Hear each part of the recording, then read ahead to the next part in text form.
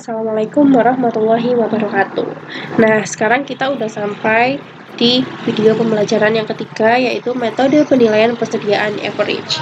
Kalau tadi kita sudah nonton nih, metode penilaian persediaan dengan FIFO dan LIFO. Itu kan yang membedakan hanya dari sisi periodik dan perpetualnya. Kalau average ini terbagi menjadi 3 macam. Nah, yang periodik nanti ada 2 macam, metode penilaian rata-rata atau average, dan yang perpetual ada 1 macam, metode penilaian average atau rata-rata. Langsung saja kita bahas satu persatu. Nah, untuk metode pencatatan periodik, di sini penilaian average dibagi menjadi 2. Yang pertama adalah rata-rata sederhana dan rata-rata tertimbang. Apa yang dimaksud dengan rata-rata sederhana? Rata-rata sederhana artinya adalah harga rata-rata per satuan barang dihitung dengan cara menjumlahkan harga per satuan setiap transaksi pembelian termasuk persediaan awal periode dibagi dengan jumlah transaksi pembelian. Oke, mungkin kalau dari pengertiannya agak bimbang nih, maksudnya seperti apa? Kita coba lihat di contoh perhitungannya. Nah, di sini ada contoh ilustrasi untuk pencatatan periodik. Sama seperti yang FIFO dan LIFO, diketahui bahwa data persediaan suatu perusahaan selama bulan Maret 2020 adalah sebagai berikut. Di tanggal 1 ada persediaan awal sebanyak 6.000 kg dengan harga satuan 1.000, dan di tanggal 5 hingga tanggal 30 ada transaksi pembelian. Nah, barang tersedia untuk dijual selama bulan Maret adalah sebanyak 40 kg dengan nilai 50.600.000. Lalu di akhir periode ketika dilakukan perhitungan fisik ada barang yang tersisa sebanyak 8.000 kg. Nah, di sini kita bagaimana menghitung nilai dari 8.000 kg itu? Kita tinggal mencari rata-rata dari jumlah harga yang muncul dari setiap transaksi. Nah, di sini kan ada harga 1.000, 1.100, 1.200, 1.300, 1.400, 1.500, 1.400 lagi. Ini kita jumlahkan semuanya. Nah, setelah kita jumlahkan semuanya, ini kan ada 7 harga nih. 1, 2, 3, 4, 5, 6, 7. Itu kita bagikan dengan totalnya kita bagikan dengan 7. Sehingga di sini kalau kita hitung jumlah harganya adalah 8.900 dibagi dengan 7 adalah 1.271. Jadi ini konsepnya kita mencari rata-rata dari harga satuan persediaan yang kita miliki. Nah, nilai persediaannya berapa pada tanggal 31 Maret 2020? Jika dihitung dengan menggunakan metode rata-rata sederhana, tinggal kita kalikan sisa persediaan kita di gudang tadi kan. Setelah melakukan penghitungan fisik ada 8.000 kg nih. Nah, langsung saja kita kalikan dengan harga yang sudah kita rata-rata sebesar Rp1.271.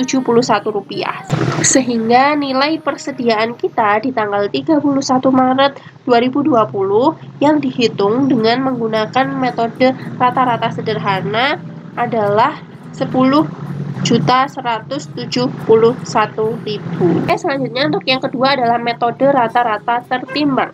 Nah, metode ini mengalokasikan biaya perolehan barang yang siap dijual atas persediaan perolehan rata-rata tertimbang per unit yang terjadi. Jadi, kan tadi kita ketahui.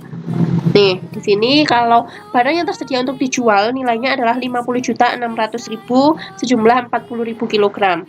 Nah, jika kita menggunakan metode rata-rata tertimbang, kita mencari harga persediaannya dari nilai barang yang tersedia untuk dijual yaitu 50.600.000 dibagi dengan jumlah persediaan barang dagang yang tersedia untuk dijual yaitu 40.000 kg.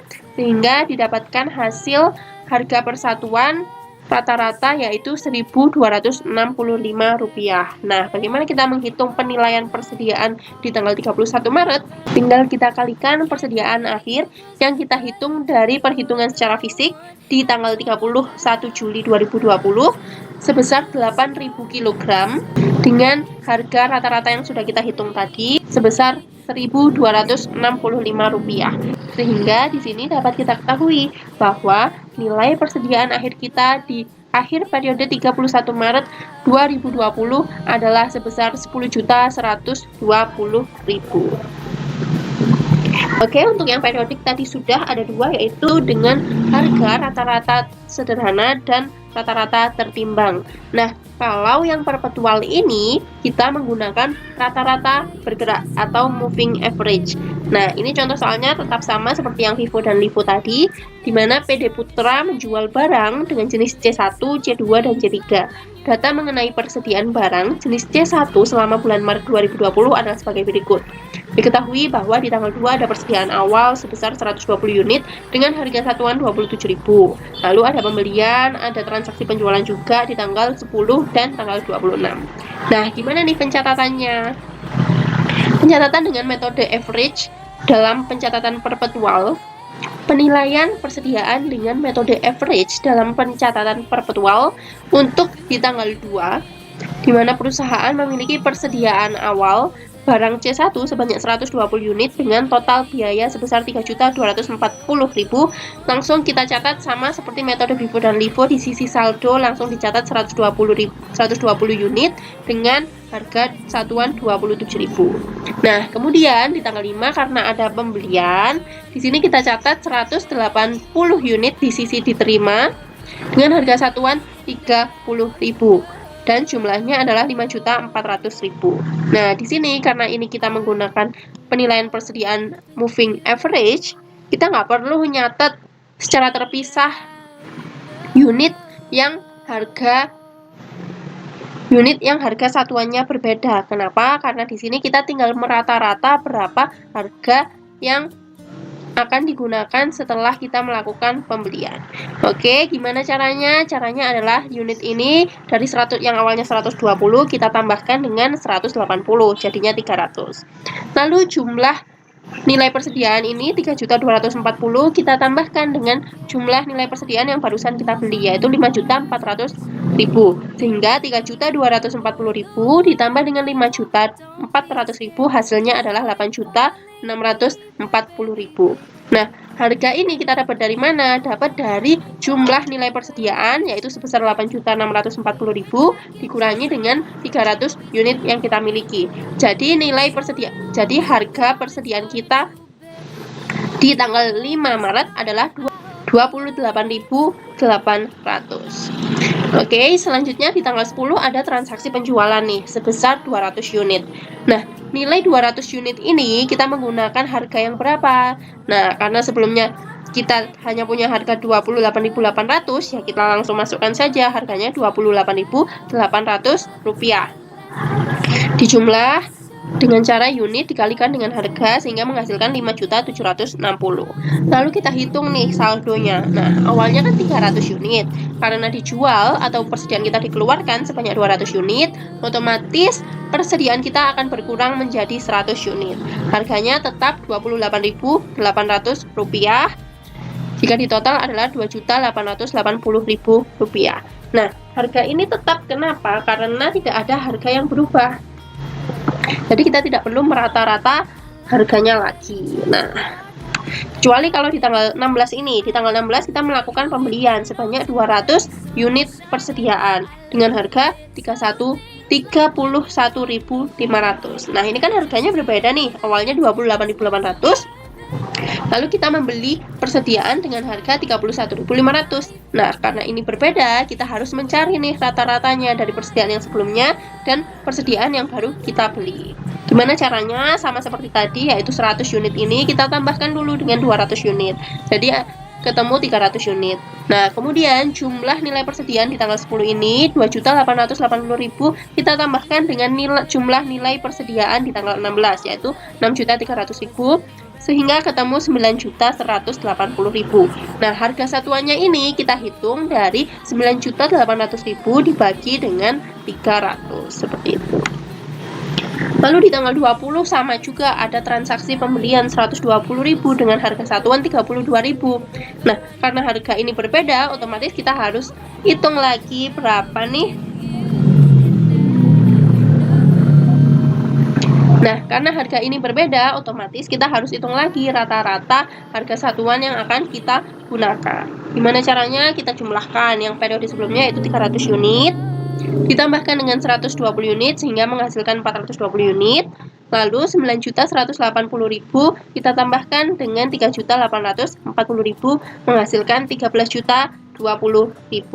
Nah, 13.020.000 ini kita bagi dengan 420 unit sehingga menghasilkan 31.000. Nah, harga 31.000 ini yang akan kita gunakan ketika kita mengeluarkan persediaan barang dagang. Contohnya di tanggal 26 karena ada penjualan sebanyak 280 unit persediaan, otomatis kita harus mengeluarkan 280 unit persediaan dari gudang kita. Nah, harga yang kita gunakan harga yang berapa? Harga 31.000 yang sudah kita hitung di tanggal 20 ini. Sehingga di sini barang yang dikeluarkan sebanyak 8.680.000 rupiah. Dan saldo persediaan kita di tanggal 26 ini tinggal kita kurangkan dari 420 dikurangi dengan 280 sehingga menghasilkan 140. Lalu harganya tetap 31.000. Sehingga jika dikalikan nilai persediaan akhir kita di sini adalah 4.340.000 yang diperoleh dari 140 unit dengan harga satuan 31.000. Nah, di sini kita lihat lagi pembelian kita tetap sama-sama 500 dengan jumlah nilai persediaannya ketika pembelian ada 15.540.000 dan ketika melakukan penjualan sebanyak 480 unit dengan nilai persediaan 14.440.000. Nah, coba kalian bandingkan lagi nih antara nilai persediaan yang dikeluarkan dari metode FIFO, metode LIFO, dan metode average. Kalian lihat nilai mana yang paling besar dan nilai mana yang paling rendah. Oke, cukup sekian untuk metode average. Metode ini cukup singkat tapi agak butuh ketelitian.